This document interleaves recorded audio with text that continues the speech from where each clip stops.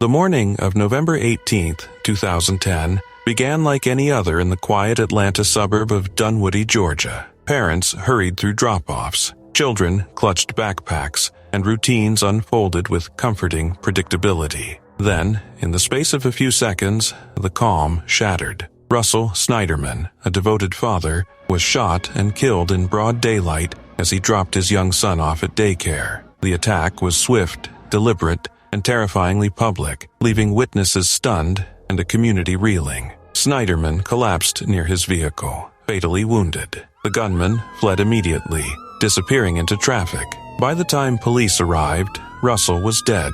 What initially appeared to be a senseless act of violence soon revealed itself as something far darker and more personal. Investigators quickly determined that this was no random shooting. The killer had waited, watched, and struck at a precise moment. Surveillance footage captured a silver minivan speeding away from the scene. That image would become a critical clue, one that ultimately led police to an unlikely suspect, Hemi Newman, a successful corporate engineer with no prior criminal record. Newman was a Georgia Tech graduate, a husband, a father of 3, and a senior manager at General Electric. On the surface, his life reflected stability and success, but beneath that polished exterior, prosecutors alleged, lay obsession, delusion, and a fixation that spiraled into murder. At the center of it all was Andrea Sniderman, Russell's wife, and Newman's subordinate at work. Prosecutors claimed Newman had been romantically involved with her, describing the relationship as an affair fueled by secrecy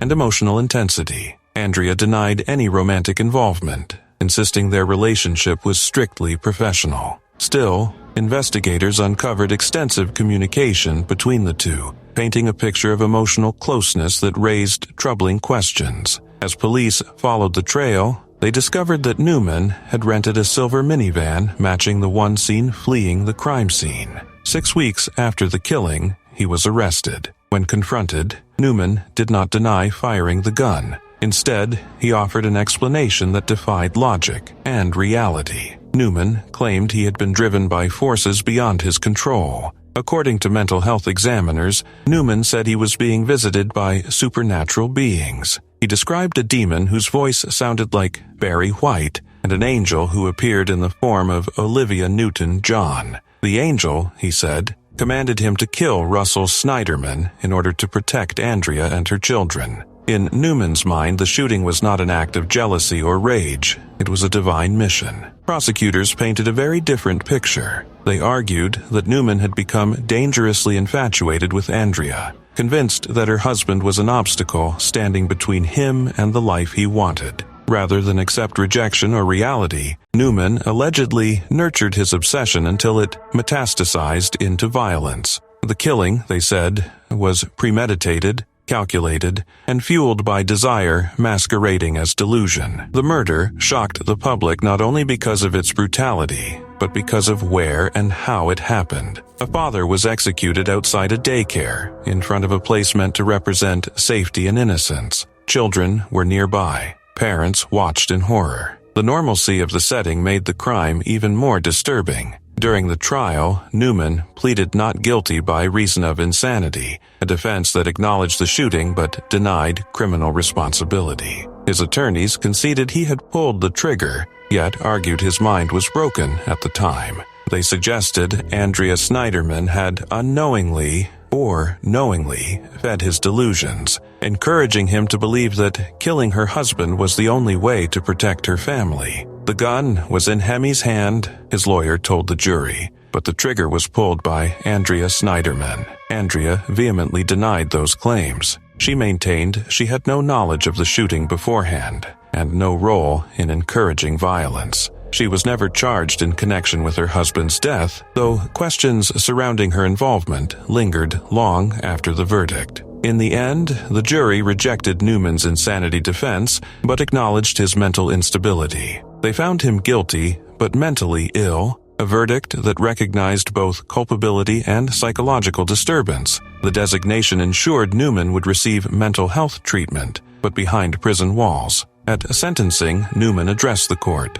His voice trembled as he apologized repeatedly, calling the killing a terrible tragedy. He expressed remorse, though for many, His words rang hollow against the irreversible loss suffered by the Sniderman family. The judge sentenced Neumann to life in prison without the possibility of parole.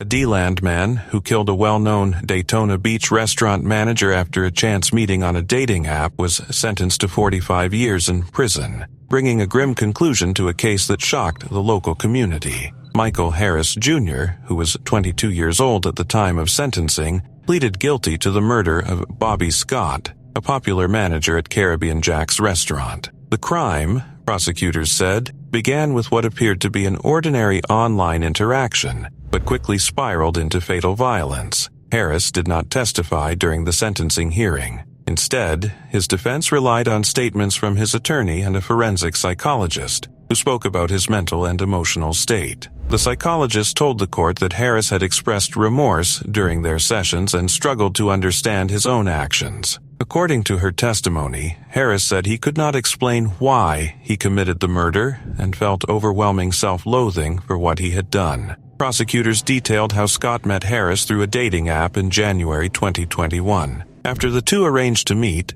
Scott never returned home, prompting growing concern among his loved ones. When days passed without contact, his family reported him missing, setting off a search that ended in tragedy. Scott's body was later discovered in a wooded area near Old New York Avenue in D-Land. Authorities said he had been severely beaten, and the condition of his body indicated a violent and sustained attack. The discovery devastated those who knew him, particularly co-workers and patrons who remembered him as a friendly and familiar presence at the popular waterfront restaurant. Not long after Scott's body was found, investigators located Harris driving the victim's vehicle. Inside the car, police discovered blood evidence that further linked Harris to the killing. The findings solidified the case against him and led to his arrest. During the sentencing hearing, Scott's sister addressed the court, urging the judge to impose the harshest sentence possible. She said the family did not want another family to endure the same kind of pain and loss caused by Harris's actions. Her statement reflected the deep grief and anger felt by Scott's loved ones, who were left to cope with the sudden and violent loss of a brother, son, and friend. Judge Elizabeth Blackburn ultimately sentenced Harris to 45 years in the Florida Department of Corrections, just 5 years short of the maximum penalty allowed under the reduced charge. In delivering the sentence, the judge acknowledged testimony presented by the defense that Harris had faced numerous hardships throughout his young life. She recognized that his upbringing had been marked by instability and challenges that may have influenced the path he took. However, the judge made it clear that those factors did not excuse the crime. She described the murder of Bobby Scott as senseless and emphasized that Harris's actions were not impulsive or accidental. According to the court, Harris carried out a brutal attack and then made a series of deliberate decisions both during and after the killing, indicating intent and awareness rather than confusion or loss of control. The judge noted that the calculated nature of Harris's behavior following the murder further supported the severity of the sentence. She stressed that the court could not overlook the purposeful steps he took in the aftermath, including his use of the victim's vehicle. Harris's mother and sister were present in the courtroom for the sentencing but did not speak on his behalf. They left quietly after the judge announced the sentence, offering no public reaction. Originally, Harris had been indicted on a charge of first-degree murder, which carried the possibility of life in prison. As part of a plea agreement, prosecutors reduced the charge to second-degree murder, lowering the maximum possible sentence to 50 years. In exchange, Harris pleaded guilty, sparing the victim's family a lengthy trial and reliving the details of Scott's death in court. For those who knew Bobby Scott, the sentence offered a measure of justice, but little comfort. His death left a lasting void in the lives of friends, family, and co-workers who remembered him not for how he died, but for the warmth and energy he brought to those around him. Dating apps are supposed to be a way to meet new people, share a few laughs, and maybe find someone special. For 25-year-old Ashlin Black, a woman described by friends and family as kind, vibrant, and full of life, using Tinder seemed like just another ordinary way to meet someone. Tragically, what began as a typical first date experience quickly turned into a nightmare that would end her life. On May 23, 2020, Ashlin matched with 24-year-old Ethan Hunsaker from Layton, Utah. The two exchanged messages and decided to meet in person. They went to a local bar for drinks, likely talking about their jobs, hobbies, and life experiences, as any first date might involve. But behind Hunsaker's outwardly normal appearance lurked something far more disturbing. Just hours after their first meeting, the pair went back to Hunsaker's home, and that would be the last time Ashlin was ever seen alive. In the early hours of May 24th, Hunsaker called 911 to report that he had killed her. Emergency responders arrived to find Ashlin's lifeless body. She had suffered multiple stab wounds and signs of strangulation, and the scene shocked investigators, family, and the community alike. The chilling details of the case revealed that Hunsaker had been experiencing homicidal thoughts and had allegedly used Tinder specifically to find a victim. During police interviews, he admitted to the murder and described his actions with disturbing clarity, acknowledging that he had strangled Ashlin before stabbing her. Court documents and news reports later detailed that Hunsaker had a history of mental health struggles, including depression with psychotic features and anxiety. This raised difficult questions about accountability, the intersection of mental illness and violent behavior, and the precautions people should take when meeting strangers. While his cooperation with law enforcement and willingness to admit guilt allowed investigators to piece together the timeline of events, nothing could undo the loss of Ashlin's life or the grief her family endured. Ashlin's family remembered her as someone deeply caring, with a genuine interest in helping others, particularly individuals with special needs. Her death was not only sudden but senseless, a brutal reminder of how quickly ordinary moments can turn catastrophic. Friends and loved ones described the shock and horror of learning that someone could plan such a violent act and follow through in such a calculated way. The fact that Hunsaker called 911 himself added an additional layer of disbelief. It was almost as if he understood the magnitude of what he had done, yet there was no turning back. News outlets, from local Utah papers to national media, covered the case extensively, highlighting both the tragedy of Ashlin's death and the alarming nature of dating apps being exploited in this way. Ultimately, Hunsaker pleaded guilty, but mentally ill, to first-degree felony murder. The court recognized his mental health challenges, but also acknowledged the severity of his actions. A judge sentenced him to 15 years to life, for the period of mental health treatment required before he would serve his sentence in prison, while the legal system took steps to address both the crime and the perpetrator's psychological state. The impact of Ashlin's murder extends far beyond the courtroom. It serves as a sobering warning about online dating, the unpredictability of human behavior, and the importance of awareness and safety. In remembering Ashlin Black, we honor her life, mourn her loss, and reflect on the stark reality that even a routine night out can sometimes hide unimaginable danger.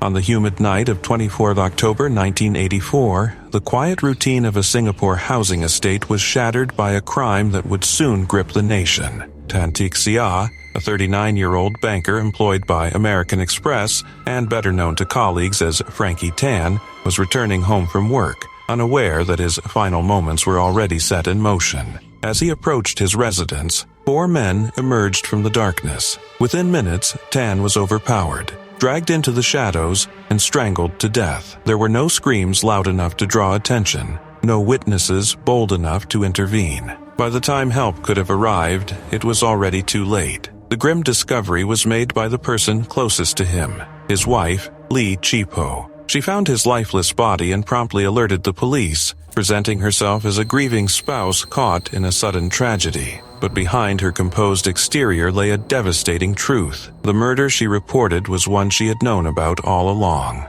As investigators peeled back the layers of the case, what initially appeared to be a brutal street attack revealed itself as something far more intimate and disturbing, a carefully planned crime of passion, rooted in betrayal, infidelity, and years of domestic abuse. Frankie Tan's death was not random. It was the violent culmination of a marriage poisoned by his repeated extramarital affairs and a private life marked by cruelty behind closed doors. According to court evidence, Tan's behavior had pushed his wife to emotional and psychological breaking point. Humiliated by his affairs and trapped in an abusive relationship, Lee Chi-po found an unlikely ally in Vasavan Sathiadu, Tan's adoptive brother. Together, the two began to discuss what they saw as the only escape from a life of fear and degradation. What started as whispered resentment eventually hardened into a deadly resolve. Rather than confronting Tan or seeking legal recourse, the pair chose vengeance.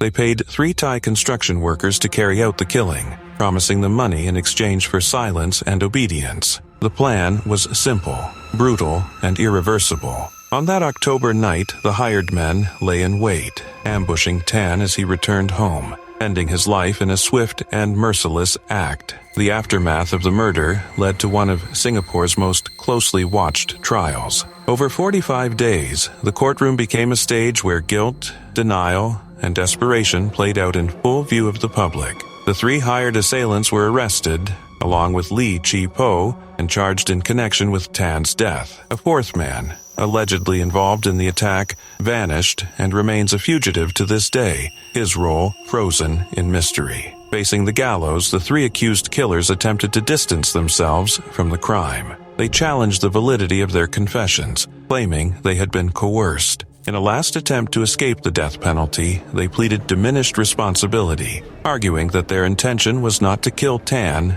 but merely to assault him. They shifted blame onto the missing 4th man, insisting he alone had tightened the fatal grip around Tan's neck. The court was unconvinced. The lower division of the Supreme Court of Singapore rejected their defenses outright. The evidence, the planning, and the coordinated execution of the attack all pointed to deliberate murder. The 3 men were found guilty and sentenced to death. Their appeals were later dismissed by the Supreme Court's higher division, sealing their fate. On 23 October 1992, almost exactly 8 years after the murder, the sentences were carried out, bringing a grim end to their involvement in the case. Lee Chi-po's fate, however, was markedly different. Tried separately, she avoided the gallows and was instead convicted of manslaughter, receiving a 7-year prison sentence. The court acknowledged the exceptional and sympathetic circumstances surrounding her actions, years of abuse, emotional torment, and betrayal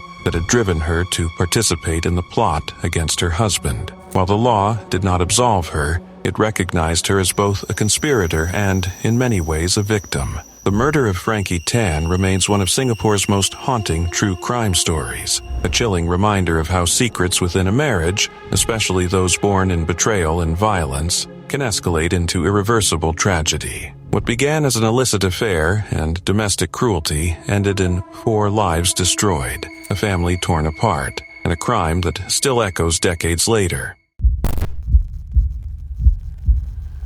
The disappearance of McKenzie Lueck began quietly, almost invisibly, just another young woman returning to campus after a family funeral. But within days, her silence turned into a mystery that would horrify an entire community and expose the dark underside of modern dating. McKenzie, 23, was a University of Utah student known for her warmth and energy. Friends described her as bubbly, nurturing, and full of promise. She was studying kinesiology and pre-nursing, balancing her education with sorority life and part-time work. In June 2019, after traveling home to El Segundo, California, to attend her grandmother's funeral, she flew back to Salt Lake City. It was supposed to be the end of a difficult week. Instead, it marked the beginning of a nightmare. Shortly after landing, McKenzie arranged to meet a man she had connected with through a dating website called Seeking Arrangement. The site markets itself as a platform where wealthy men,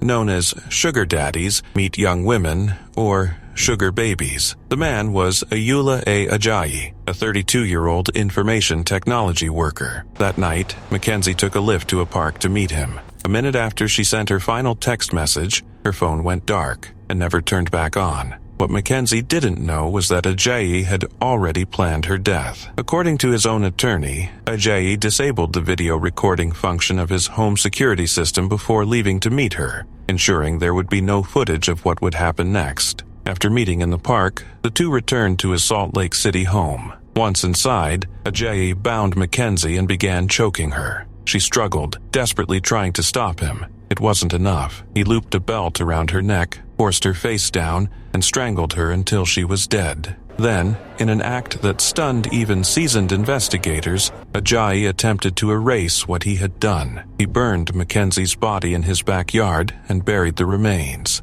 While her family, friends, and police launched an increasingly urgent search, he went about his life, saying nothing as vigils were held and flyers were posted across the city. When detectives eventually knocked on his door to question him, Ajayi panicked. He dug up the remains from his backyard and drove nearly 100 miles north to Logan Canyon, where he buried her again in a shallow grave. Weeks later, after fragments of charred remains were discovered behind his home, Ajayi was arrested. He later led authorities to the canyon, where McKenzie was found with her arms bound behind her back. The search had lasted nearly 2 agonizing weeks. On Wednesday, more than a year after the crime, Ajayi stood in court and pleaded guilty to aggravated murder and desecration of a corpse. As part of a plea agreement, prosecutors removed the possibility of the death penalty. He now faces life in prison without the chance of parole. Charges of aggravated kidnapping and obstructing justice were dismissed.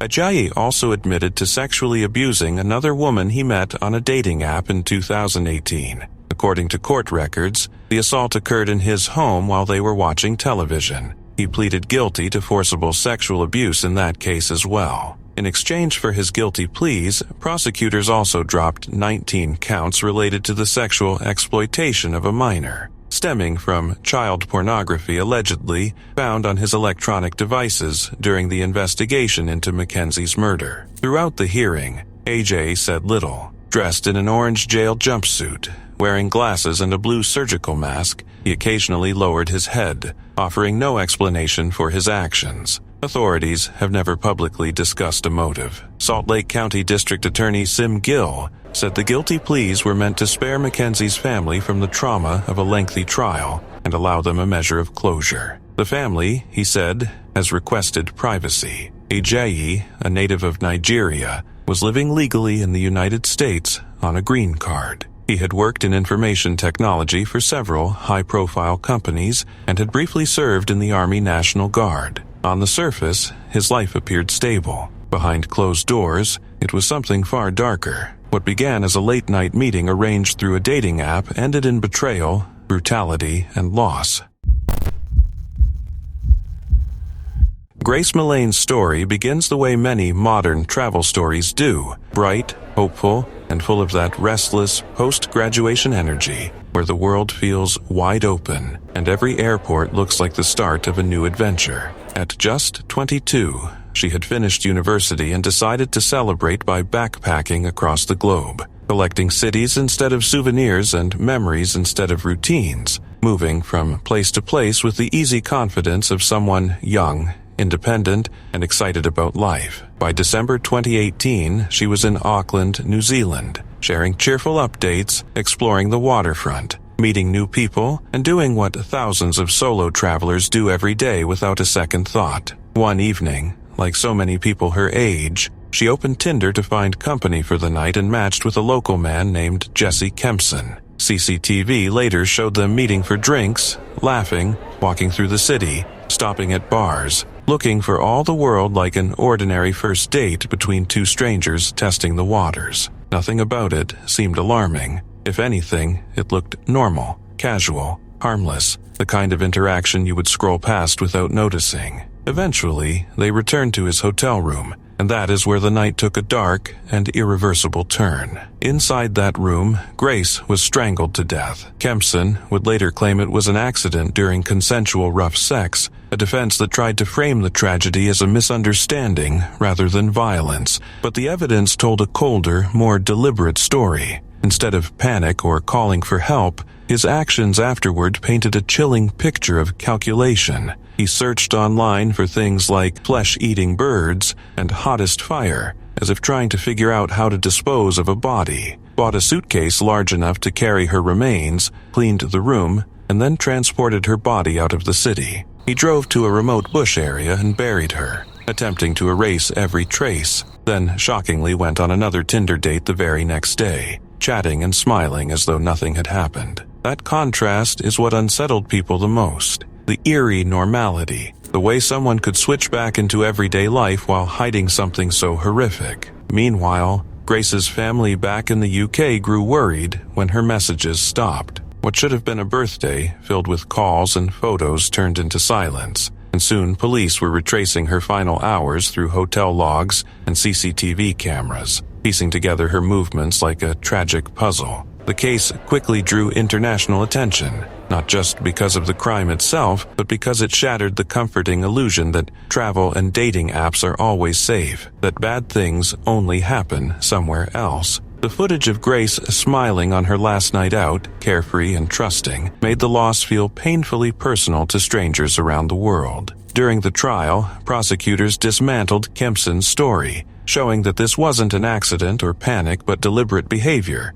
followed by attempts to cover it up. He was ultimately convicted of murder and sentenced to life in prison. What remains, beyond the headlines and courtroom details, is the memory of a young woman who simply wanted to see the world and celebrate her freedom. Grace wasn't reckless or foolish. She was doing something millions of people do every day. That's what makes the story hit so hard. It isn't just a true crime case. It's a reminder of how quickly an ordinary night can turn, and how a bright, joyful journey was stolen far too soon.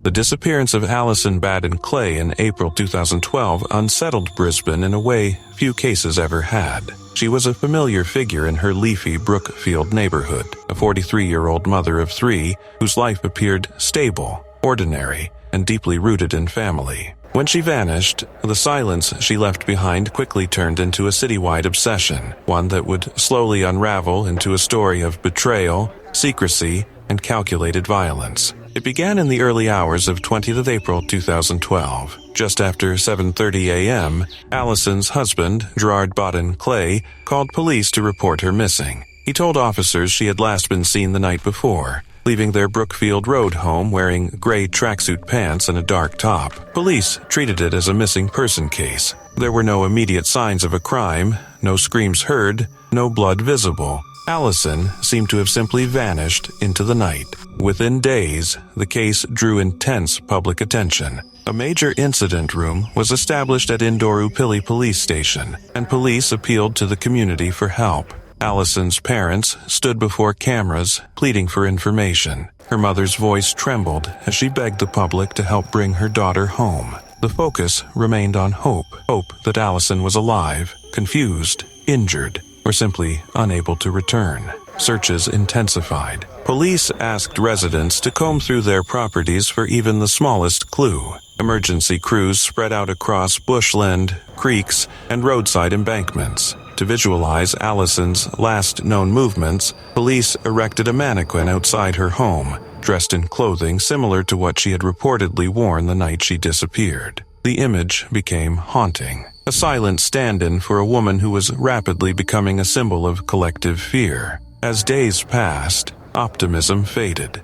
10 days after Allison was reported missing, a canoeist made a grim discovery beneath Colo Bridge, along a creek bank at Anstead, west of Brisbane. A woman's body lay partially concealed near the water. Police sealed off the area immediately. Though formal identification had yet to be completed, investigators already suspected the worst. When the body was confirmed as Allison's, the investigation shifted instantly. What had once been a missing persons case became a homicide investigation. Police acknowledged that they had long feared this outcome. Allison's family was informed. Their private grief now laid bare before a nation that had followed every development. The circumstances of her death raised disturbing questions. Her body had been deliberately moved and hidden, suggesting not an accident but an effort to conceal a crime. Investigators stated openly that the killing was not random and that the person responsible was someone Allison knew.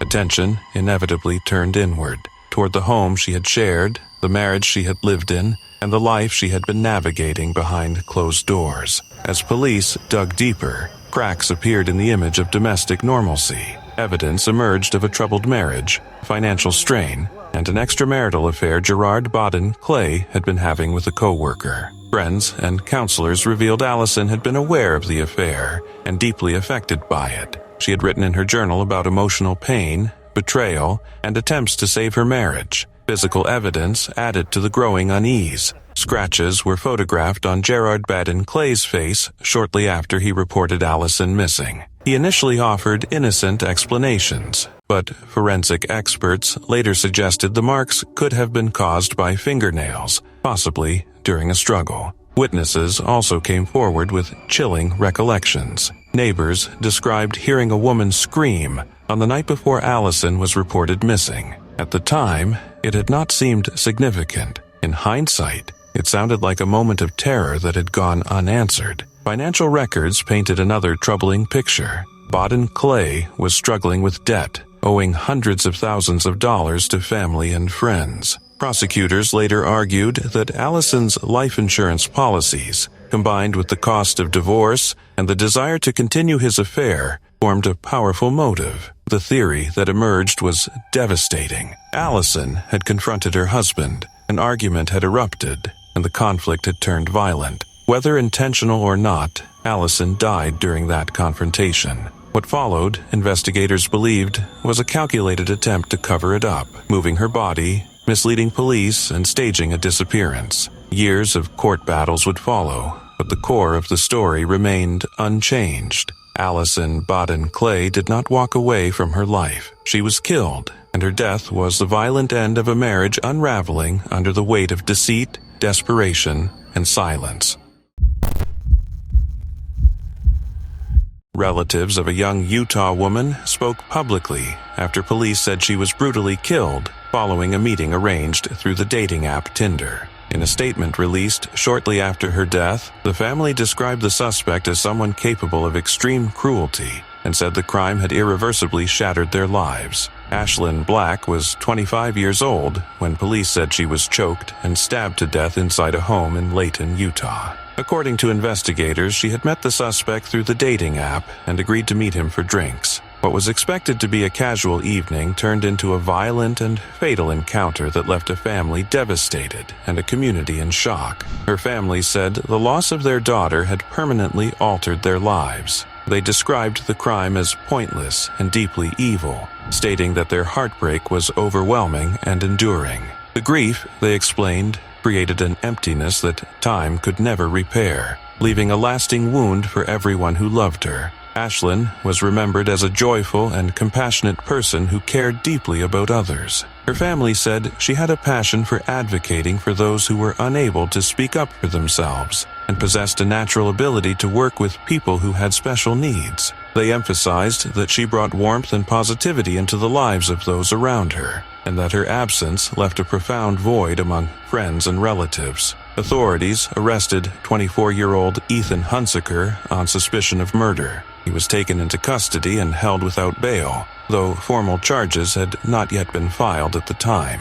Court records did not indicate whether he was represented by legal counsel, and police were unable to find a working phone number associated with him.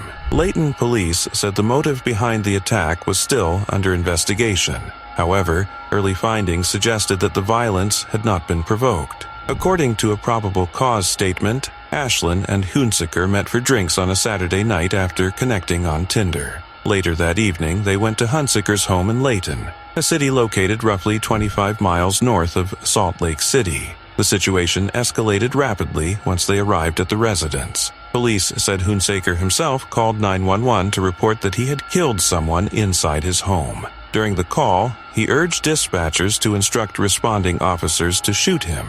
Authorities stated that he repeated the same request after police arrived at the scene, continuing to express a desire to be killed. When officers entered the home, they found Ashlin lying on the floor with multiple stab wounds. Emergency medical personnel attempted to revive her, but she was pronounced dead at the scene due to the severity of her injuries. The condition of her body indicated that the attack had been violent and sustained. Investigators reported that Hunsaker told police he experienced persistent thoughts of harming himself and others. According to the probable cause document, he had previously been diagnosed with an unspecified mental illness. Law enforcement officials said his mental health history was being examined as part of the ongoing investigation, though no further details were released. News of Ashlin's death sent shockwaves through the Layton community and sparked renewed conversations about the risks associated with meeting strangers through online dating platforms. For many, the case highlighted how quickly an ordinary social interaction could turn dangerous. For Ashlin's family,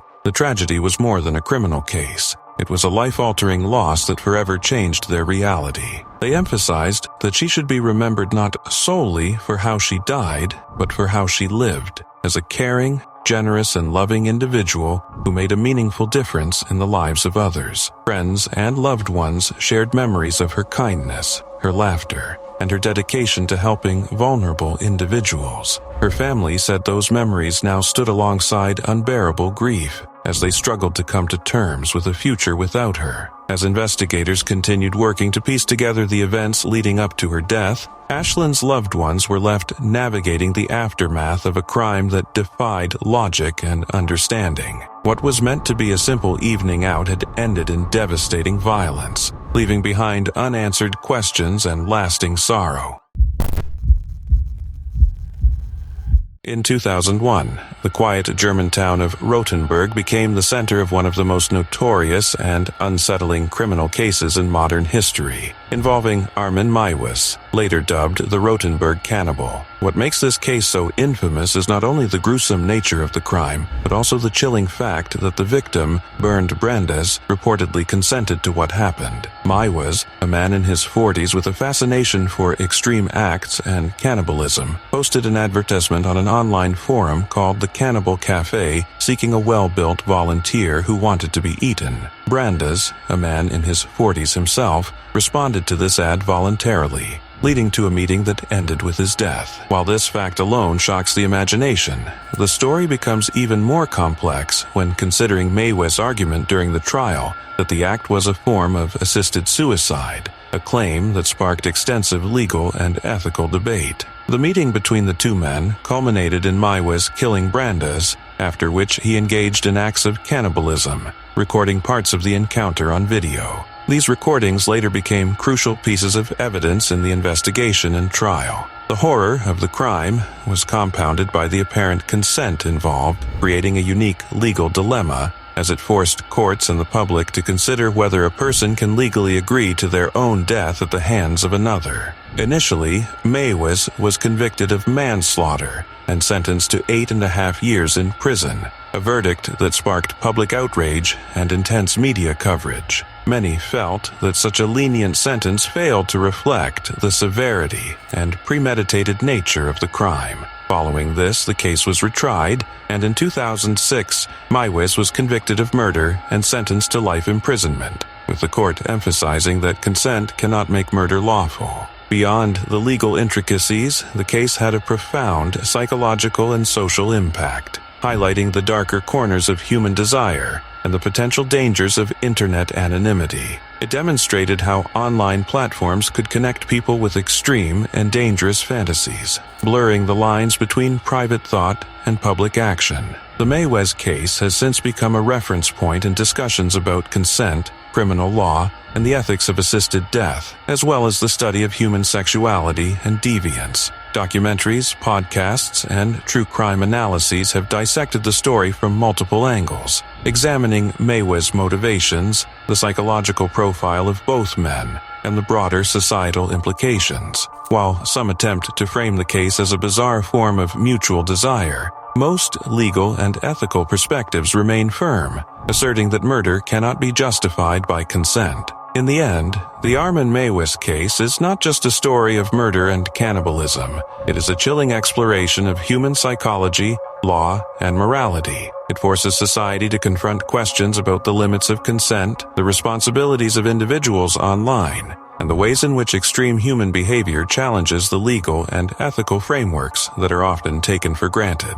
Even years after the crime, the case continues to captivate, horrify, and provoke reflection, ensuring that the story of the Rotenburg cannibal remains one of the most disturbing yet significant criminal cases in recent memory.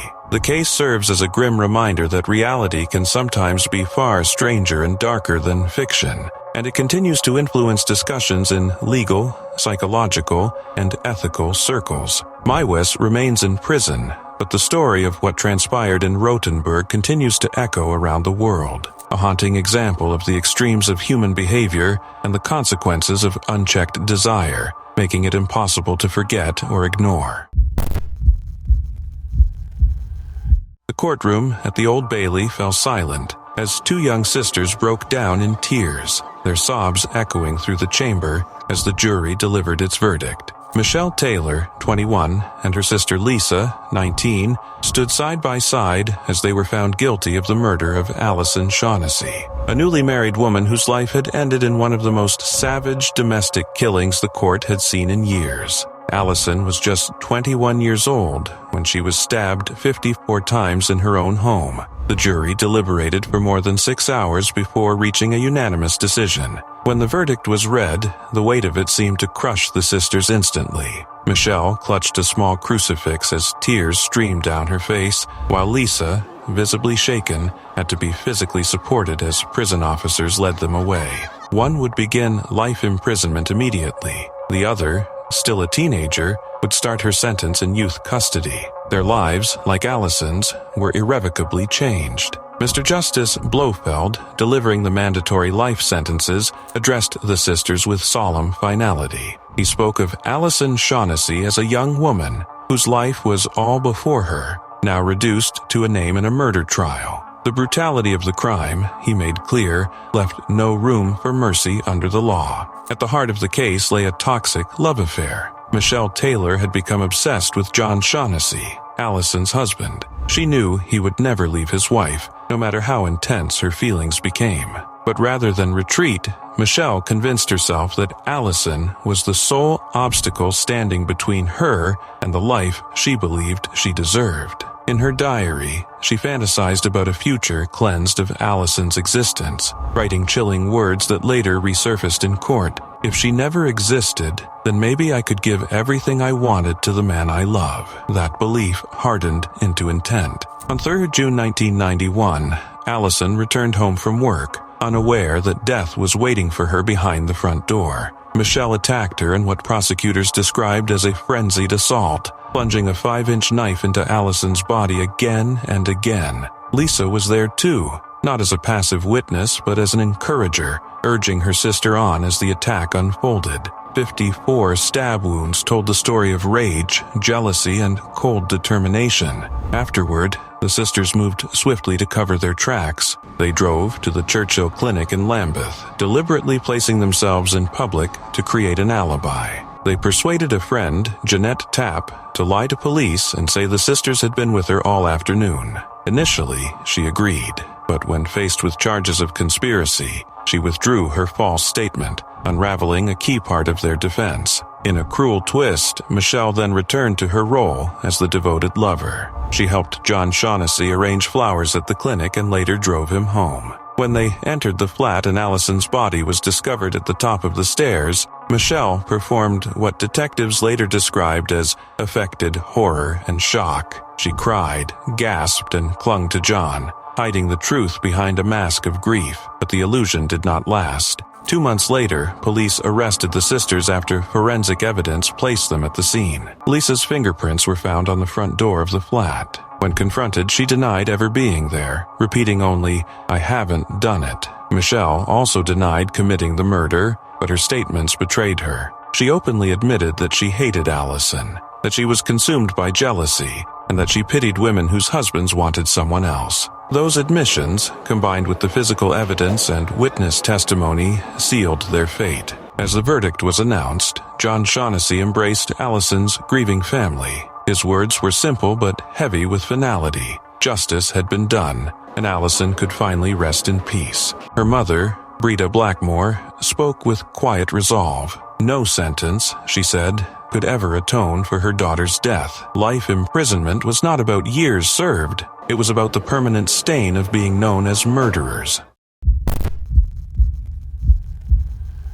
More than 5 years after her death, the murder of British backpacker Grace Millane continues to haunt New Zealand and resonate far beyond its shores. What began as a young woman's dream of adventure ended in a crime so brutal that it forced a nation to confront uncomfortable truths about violence, trust, and safety. In February 2020, a New Zealand man was sentenced to life imprisonment for killing Grace Millane, with a minimum non-parole period of 17 years. The sentencing took place in Auckland's High Court under Justice Simon Moore, bringing a grim conclusion to a case that had shocked the country and drawn international attention. The man's identity remained suppressed by court order. Grace was just 22 years old when she arrived in New Zealand in November 2018, embarking on a round-the-world journey she had eagerly planned. Friends and family described her as bright, adventurous, and full of warmth. On 2 December 2018, while staying in Auckland,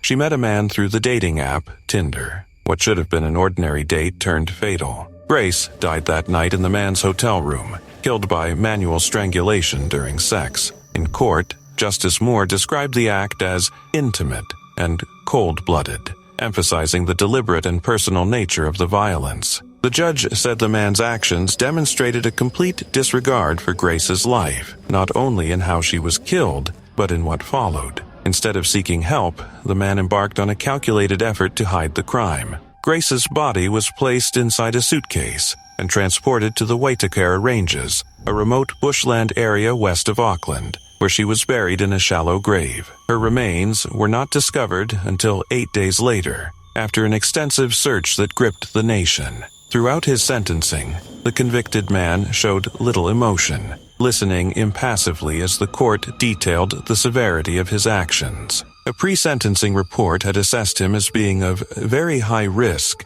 citing both the seriousness of the offense and his complex psychological needs. Grace's parents, David and Gillian Millane, attended the sentencing via video link from the UK. A framed photograph of Grace stood behind them, a silent reminder of the life that had been taken. Her brothers and extended family were also present, as was a packed public gallery, filled largely with young women. In a devastating victim impact statement, Gillian Millane spoke through tears, describing the overwhelming grief that had consumed her since losing her daughter. She spoke of depression, anxiety, and suicidal thoughts, and of days when she was unable to leave her bed or even listen to the radio. The pain, she said, was constant and unrelenting. David Millane did not speak in court, but Gillian described the impact on him as profound, explaining that her own grief had left her unable to fully support her husband. Prosecutors described the crime as personalized, depraved, and callous.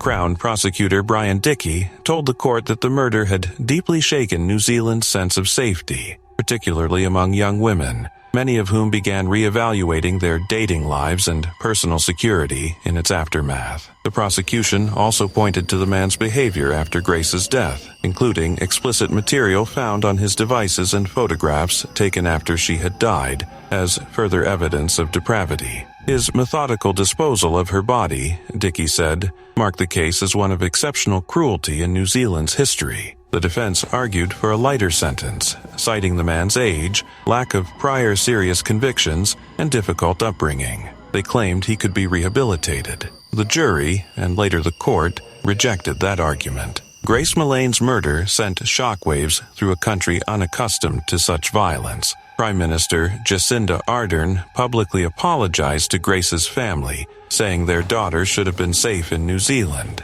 and that she was sorry she wasn't.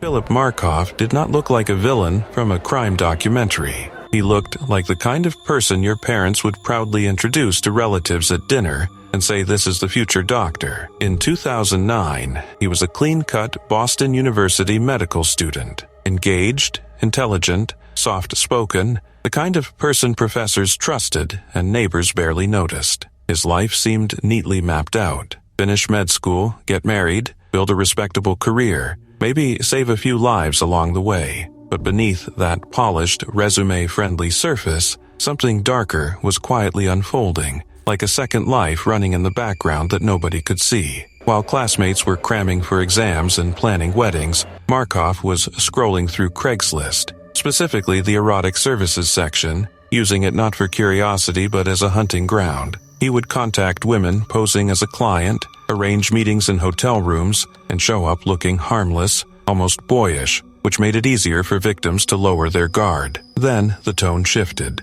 Armed with a gun and zip ties, he robbed them, taking cash, jewelry, anything valuable. It was cold, calculated, and disturbingly methodical, less like a desperate crime and more like a checklist. The most tragic encounter came in April 2009 with Julissa Brisman, a 25-year-old massage therapist trying to make a living. They met at a Marriott hotel, just another booking on her schedule, but it ended in violence. Surveillance cameras later showed Markov calmly entering and leaving the hotel, as if he were just another guest grabbing ice from the hallway machine. Inside the room, Brisman was shot and killed. That contrast is what makes the story so chilling. The ordinary hallway, the quiet hotel carpet, and then something irreversible happening behind a closed door. After the murder, investigators began piecing together clues like something out of a procedural drama. Cell phone records, Craigslist messages, hotel key cards, and crystal-clear security footage. Step by step, the clean-cut medical student image started to crack. When police arrested Markov, the shock rippled everywhere. Friends could not believe it. Professors were stunned. His fiancée reportedly insisted there had to be some mistake. How does someone who looks so normal end up accused of something so brutal? That question hung over the case like a cloud. The media quickly labeled him the Craigslist killer, and suddenly his face was everywhere, plastered across news channels and newspapers. The smiling headshot of a man who did not look like the nickname fit at all. In jail, he maintained his innocence publicly but reportedly struggled in private. Before the case could even go to trial, Markov took his own life in his cell, leaving behind scribbled notes and questions that would never be fully answered. No courtroom confession, no dramatic verdict, just a quiet, grim ending that felt unsettlingly incomplete. The whole story carries a strange mix of modern internet culture and old-fashioned crime, a reminder of how anonymity online can blur trust and danger. It is not just a tale about one man's double life. It is about how easily appearances can fool us. The polite student, the promising doctor, the loving fiancé, and the alleged killer were all the same person, somehow coexisting. The impact on the victims and their families is permanent and devastating, and the public fascination with the case endures because it touches on a modern fear, the danger of encountering someone who seems ordinary but is capable of extraordinary violence. It also shows how quickly someone can build a hidden life behind the mask of normalcy. This case lingers in the public mind long after the initial headlines. It is a story of trust betrayed and innocence lost, not just for the victims but for everyone who thought they knew the man behind the smiling face. It demonstrates the risks of modern technology, how the anonymity of the internet can be exploited for crime, and how appearances alone cannot reveal true intentions. Philip Markov's life and crimes are a grim lesson in human psychology, morality, and the duality of identity. The tragedy forces society to examine how people who seem ordinary can carry out acts of violence while maintaining a respectable public persona. It is a cautionary tale about vigilance, human nature, and the complexity of evil. The story is sobering, a reminder that danger does not always announce itself, and that ordinary appearances can conceal dark intentions. Philip Markov may have died young, but his actions remain a warning of the consequences of deceit, manipulation, and the fragile line between normalcy and criminality. The case continues to be studied and discussed, serving as both a modern, true crime story and a reflection on how easily trust can be weaponized in an age of technology and anonymity. The house in Brandon, Florida, appeared quiet on the night of September 2019, but inside its walls lay the aftermath of a violent and deeply unsettling act. Jonna Flores, a 48-year-old woman, was found dead on the living room couch, her life ended by a gunshot. The man who called for help was her husband, Ralph Wald, then 80 years old, a decorated Vietnam War veteran whose past already carried the shadow of another killing. Wald was the one who dialed 911. His voice, captured in the emergency call later released by prosecutors, sounded frantic as he told the dispatcher that he had found his wife unresponsive. He claimed confusion, fear, and desperation. To the untrained ear, it sounded like the panicked call of a husband discovering an unthinkable tragedy. But when police arrived, the scene suggested something far more troubling. A responding detective noted a critical detail: blood pooling around Jana's feet and ankles.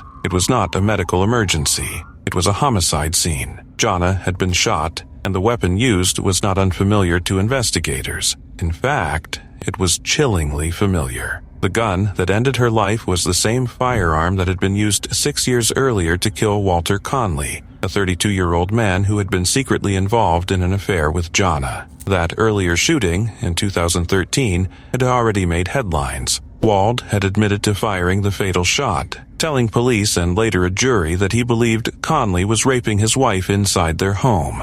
Acting, he said, on instinct and duty, he retrieved a gun and shot the intruder. During the trial, it emerged that Conley was not an attacker, but Jana's lover. Despite that revelation, the jury accepted Wald's claim that he believed he was protecting his wife. He was acquitted of murder. At the time, Wald stood before reporters and insisted his actions were justified. "All I wanted to do was protect my wife," he said. "I didn't know who it was. All I knew was somebody was fornicating with my wife." The couple appeared united afterward, clinging to one another as they left the courthouse, publicly vowing to stay together despite the exposure of betrayal and bloodshed. For years, they did. But beneath the surface, prosecutors would later suggest, the marriage may have remained haunted by the violence that had already claimed one life. The same gun stayed in the household. The same unresolved tensions lingered. And in 2019, that history resurfaced in the most devastating way possible. When Jana was found dead on the couch, investigators immediately took note of the parallels. Another shooting, the same weapon, the same man present. This time, however, there was no intruder, no claim of mistaken identity, no allegation of an attack in progress. The victim was Wald's wife herself. Authorities charged Wald with manslaughter, alleging that he was responsible for Jana's death. While details of the exact moments leading up to the shooting were not publicly reconstructed in full, the evidence pointed to a fatal encounter inside the home, one that ended with Jana collapsing on the couch as blood pooled beneath her. The scene stood in stark contrast to Wald's 911 call. The word unresponsive softened the reality. The physical evidence did not. Investigators could not ignore the pattern. A husband who had once killed his wife's lover, legally escaping punishment, now stood accused of killing the same woman he had claimed to protect. The connection between the two deaths transformed the case from a domestic tragedy into a chilling narrative of jealousy, violence, and unresolved rage. By the time Wald appeared in court years later, he was frail, brought in by wheelchair. His physical condition became part of the conversation, but the allegations remained unchanged. Prosecutors focused not on his age or health, but on the act itself, the moment a gun was fired, and a life was lost inside a home that had already been stained by death. What remained undeniable was this: two people connected to the same marriage died from the same gun, years apart. One was labeled a lover, the other a wife, and at the center of both deaths stood the same man, first hailed as a protector, later accused as a killer. A 34-year-old man was charged with carrying out a chilling series of violent crimes after authorities determined he had used an online dating app to lure his victims into deadly encounters. Prosecutors said the suspect preyed on men who believed they were meeting for companionship, only to be ambushed by extreme and senseless violence. Los Angeles County District Attorney Nathan J. Hochman described the alleged crimes as calculated and predatory, urging the public to consider the fear experienced by the victims in their final moments. He said the men had been deceived into believing they were meeting someone for an innocent purpose, only to be confronted with terror and brutality. According to Hochman, the attacks demonstrated a complete disregard for human life. He credited the persistence and coordination of investigators from the Los Angeles Police Department and the Los Angeles County Sheriff's Department for bringing the alleged suspect to justice and preventing further harm. The accused, Rockim Prowell of Inglewood, born December 18, 1990, was charged in case number 25 CJOCF05804 with 2 counts of murder, accompanied by a special circumstance allegation involving multiple victims. Prosecutors also charged him with 1 count of attempted murder, 2 counts of carjacking, 2 counts of second-degree burglary, and 1 count of assault with a deadly weapon. Authorities said the charges reflected a pattern of escalating violence that spanned several years. Prowell was scheduled to be arraigned in Department 30 of the Clara Shortridge Foltz Criminal Justice Center. The first known killing allegedly occurred on July 20th, 2021. On that day, 51-year-old Miguel Angel King met Prowell after the two men had communicated through an online dating app. Investigators said King believed he was meeting someone he had connected with digitally. Instead, prosecutors alleged Prowell fatally shot him and stole his vehicle. More than a week later, King's car was located several miles from Prowell's residence. Forensic evidence recovered from inside the vehicle linked Prowell directly to the killing, according to investigators. Nearly a month after King vanished, his remains were discovered on August 14, 2021, in the Angeles National Forest, bringing a grim end to the search for the missing man. 2 years later, authorities said the pattern repeated itself. On August 21, 2023, 53-year-old Robert Gutierrez arranged to meet Prowell at a location roughly 1 mile from the suspect's home. Like the previous victim, Gutierrez had also interacted with Prowell on the same dating platform. When Gutierrez failed to return home, his family reported him missing 2 days after the meeting. Despite extensive efforts, his body was never located. However, when investigators arrested Prowell in connection with the earlier homicide, they discovered Gutierrez's vehicle parked inside the defendant's garage. Prosecutors said additional physical and circumstantial evidence tied Prowell to Gutierrez's presumed killing, strengthening the case against him. The violence did not end there. On February 22, 2025, Prowell allegedly connected with another man through the same dating app. The two agreed to meet approximately 4 miles from Prowell's residence. According to authorities, the encounter quickly turned violent. Prosecutors allege that Prowell bound the 40-year-old victim, stole his wallet, and repeatedly beat him with a baseball bat. Despite his injuries, the victim managed to escape. However, Prowell allegedly pursued him in a vehicle, striking the man and breaking his leg. The victim survived the attack, becoming the only known individual to escape the suspect's alleged killing spree. Investigators later revealed that, at the time of the 2025 assault, Prowell had already been on probation in 2 separate cases. Those cases involved a string of burglaries committed between 2019 and 2021 in Beverly Hills and other areas of Los Angeles. Prosecutors said the prior offenses highlighted a long-standing disregard for the law and helped establish a broader pattern of criminal behavior. Authorities stated that the online dating app played a central role in each incident, allowing the suspect to gain his victim's trust before isolating them. Investigators emphasized that the crimes were not random but deliberate, involving planning, deception, and escalating violence. If convicted on all charges, Prowell faced the possibility of the death penalty or life in state prison without the chance of parole. Prosecutors said a final decision on whether to pursue capital punishment would be made at a later date.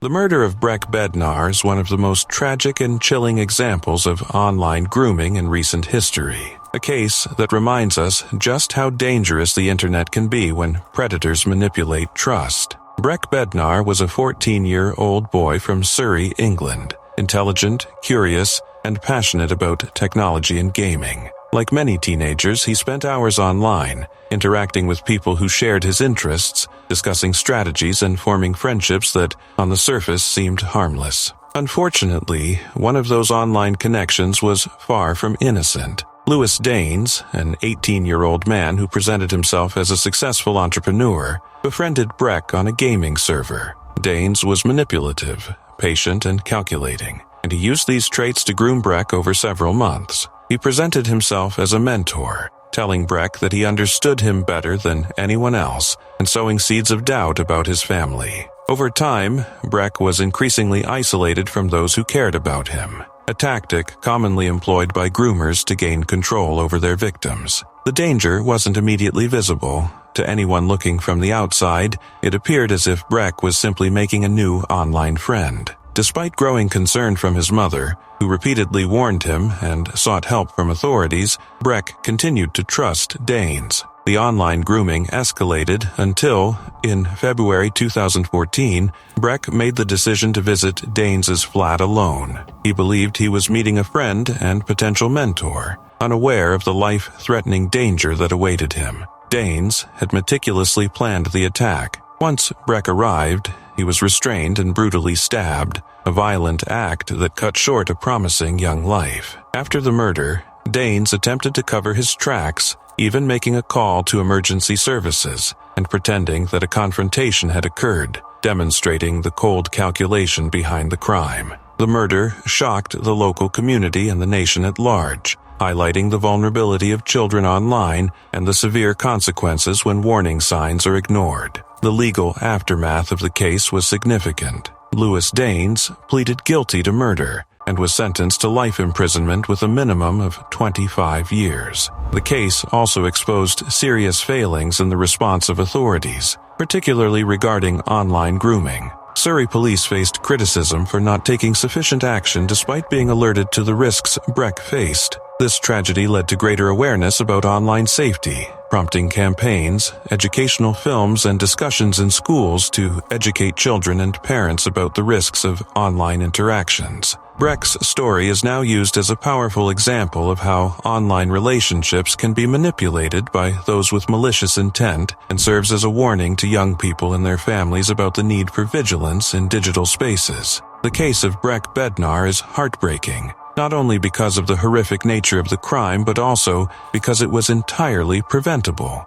It underscores the importance of listening to young people's concerns, taking reports of online grooming seriously, and educating children about the dangers of trusting strangers online, no matter how friendly they may seem. Breck's life was tragically cut short, but his story has inspired change, reminding society that safeguarding children online is a responsibility we all share. In the years since his death, his memory has been honored through awareness campaigns and educational initiatives, ensuring that his story continues to protect other children from similar fates. It is a sobering reminder of the dark side of the digital world and the devastating impact of online grooming.